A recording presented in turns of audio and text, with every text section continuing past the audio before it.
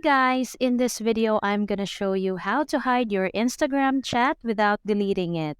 So let's get into it.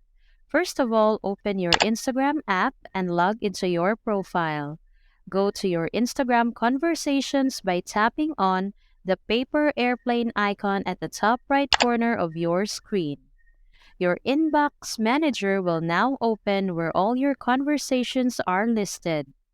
You should then find the chat you want to hide without deleting it. Long tap on the chat and some options will be revealed to you. Select the option Move to General. The conversation is now moved to General tab where you can always trace it there.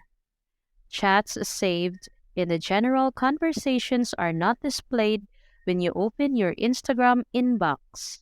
You have to tap on the General tab in order to view the conversation stored there. Your conversations are saved and can be accessed anytime you want.